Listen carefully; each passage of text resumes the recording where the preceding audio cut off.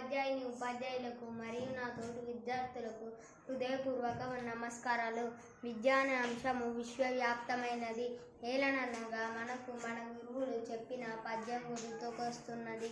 అదేమిటంటే, దొరలు దోచలేరు, దొంగలెత్తుకపోరు, భాతృజనమొచ్చి పంచుకోరు, విశ్వవర్ధనంబు విద్యాధనంబురా లలిత సుకున జాల తెలుగు బాల.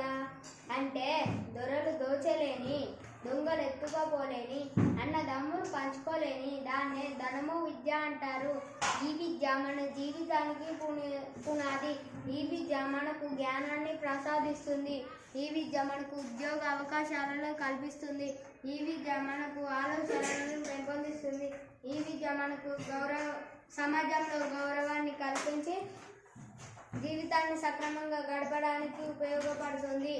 కానీ నేటి పరిస్థితులు చూసి ఒక గురువు గారు ఏమన్నారంటే, విద్య అనేది జీవితం కోసం కాదు, జీవితం కోసం, సంపద కోసం కాదు, సంస్కారం కోసం, అర్హత కోసం కాదు, ఆలోచన కోసం, మార్పుల కోసం కాదు, మార్పుల కోసం, అధికారం కోసం కాదు, అంధకారం